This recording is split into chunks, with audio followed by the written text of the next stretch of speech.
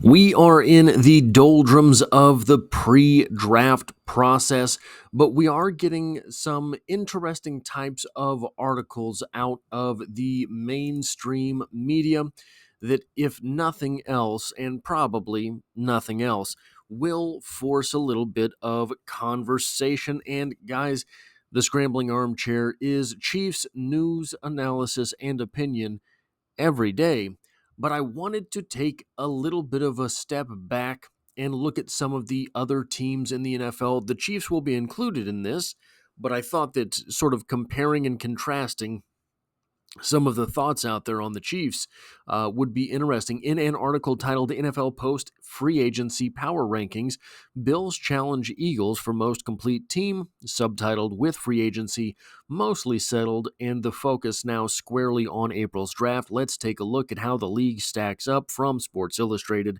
by Connor Orr. They have the number one most complete team in the NFL being the Philadelphia Eagles, and hey, I get it. They won the Super Bowl, and in convincing fashion.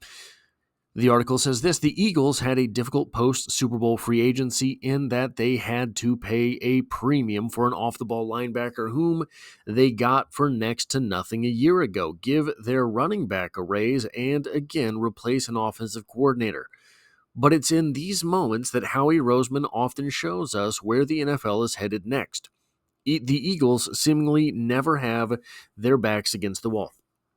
Hey, credit where it's due. They have won a Super Bowl recently, and they have been to two Super Bowls recently.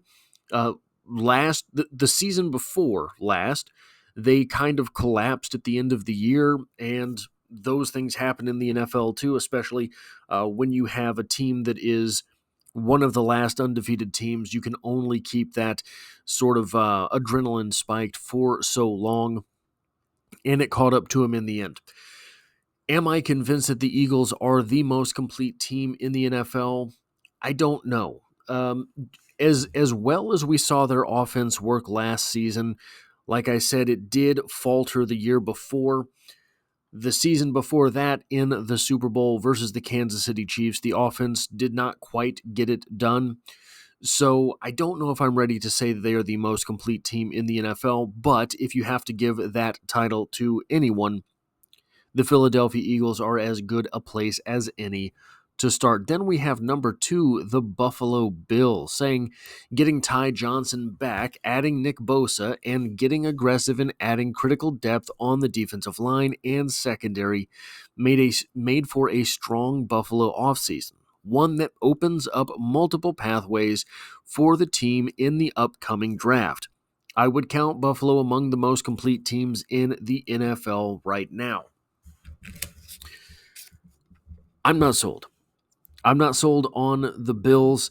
I think that the Bills are constantly a sum of the parts equation, and for some reason there's just something that does not click well enough. So does not click well enough to go to the Super Bowl, right? Obviously, they are a very good team. They are always there in the postseason. They are always there, almost always there in the late postseason. Maybe not that late postseason, but still, this is a team that does routinely make the postseason. They do have one of the top quarterbacks in the NFL and one of the top quarterbacks in both assets, right? He can run and he can throw. So does that mean that the Buffalo Bills are going to be that complete this season when they have supposedly been one of the more complete teams in prior seasons, and it just hasn't gotten them over the hump? I don't know. And then we have a really interesting entry at number 3, the Detroit Lions. The Lions prodded both the high and low ends of the cornerback market this offseason after seeing what could happen when it all breaks down at the end of the season. While I wouldn't be surprised if Dan Campbell and Brad Holmes don't have one more big move in the tank, this offseason was enough to hold the fort and remain a major threat through 2025. We saw health catch up with the Lions a little bit last year. A little bit, it seemed that maybe some luck ran out. maybe not luck. I think that when you are a team that has crafted themselves in the way that the Lions have, in the mold that the Lions have, they are a team that works for the luck, right?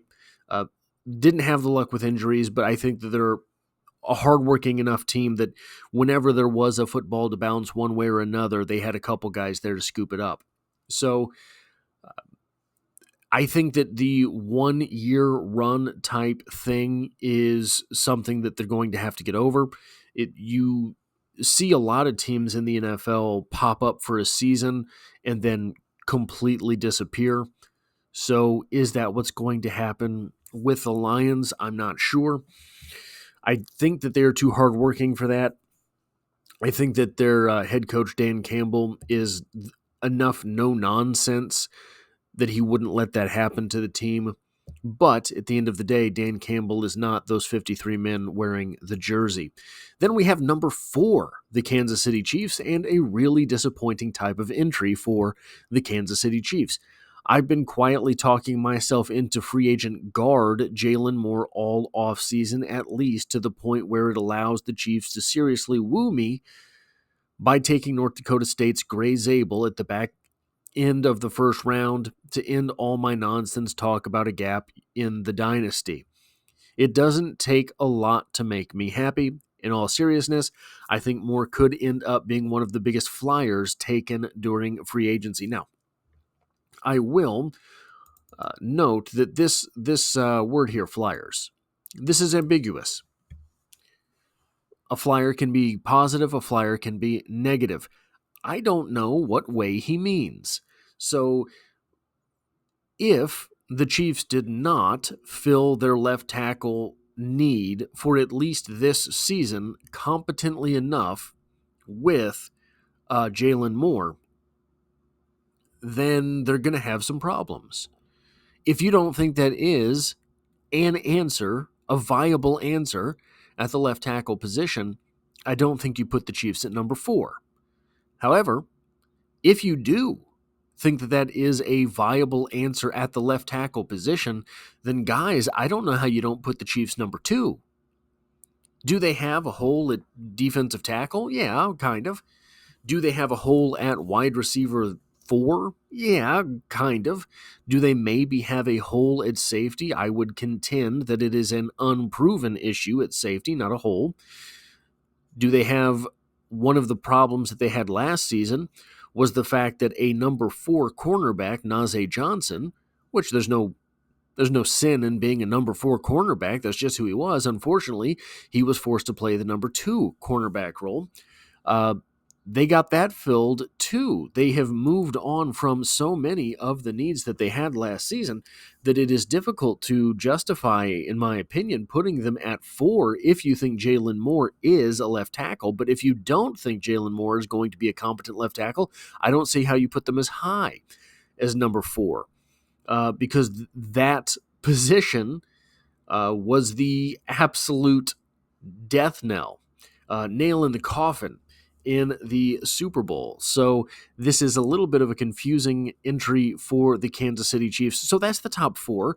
That's what you're looking at. 2 teams from the NFC, 2 teams from the AFC. And if this article is correct, you're looking at the AFC and NFC championship games being the Bills and the Chiefs, which is believable, and the Lions and the Eagles, which is believable. But how do we get there? Well, the Chiefs have 2 other teams in their division in the top half of the NFL, at least according to these rankings. And here, look at this meaty bit here that they delve into the Los Angeles Chargers for some reason, saying, though losing Poona Ford will hurt more than I think we imagine at the moment, the Chargers continue to search for physicality at all corners of the roster, led to an offseason I really liked. Even players like Benjamin St. Just, who hasn't had many elite coverage moments, but has had a lot of good pass rushing moments, run stopping moments, and breakups where he can be more disruptive at the point of contact, could wind up being a diamond in the rough for this group. Okay, if you want to say that the Chargers are a top 10 team in the NFL, I think you're going to have to do a little bit better than Benjamin St. Just.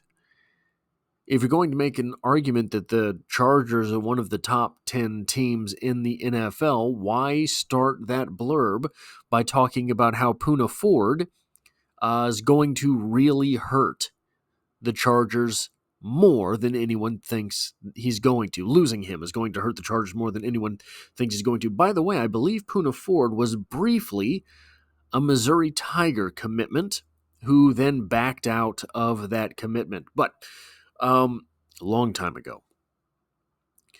Looking at the Chargers at number 9, when you consider that the Chiefs are number 4, and there's only 5 teams between them, we're going to have the same offseason discussions. The Chargers will be picked to win the division, etc., etc. And really, I don't think that they are the prime competition for the Kansas City Chiefs in the AFC West.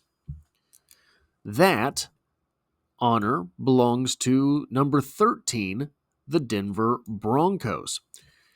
Give me Omarion Hampton, Tyler Warren, or Colston Loveland in Sean Payton's offense and let the Bo Nix hype train get out of control. Payton has always thought differently when it comes to the draft, certainly as the selection of Nix shows. Maybe that's fair. Now we get to see him put his stamp on the playmaker position he's been talking about all off season. I'm not sure that calling Bo Nix thinking differently is fair.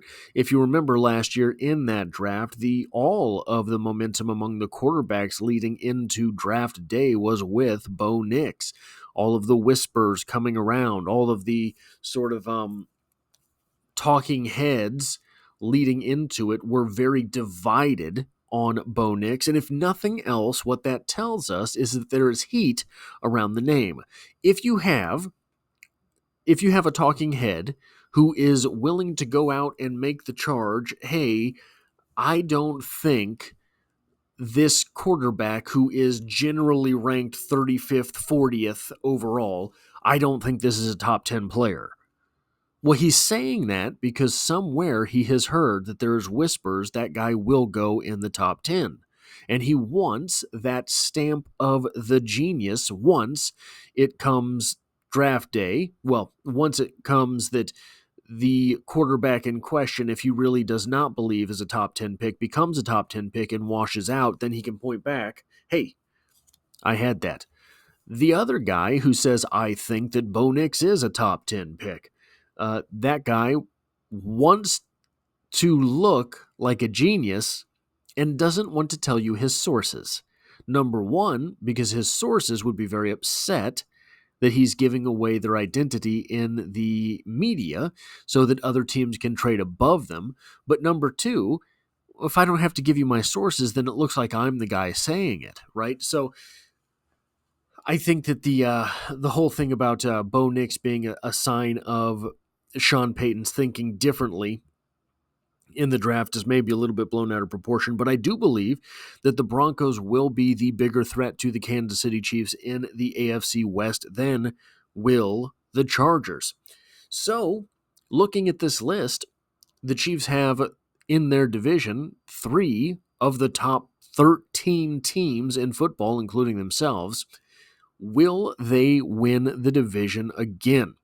I think so.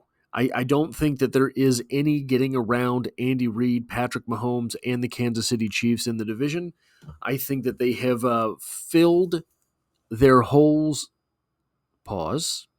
adequately enough, and they still have a lot of fodder for the draft with a first-round pick, even though it's 31st overall, a second-round pick, 2/3, and a fourth, not to mention Brett Veach loves to roll them bones in the 7th round. They have 3 7th-round picks.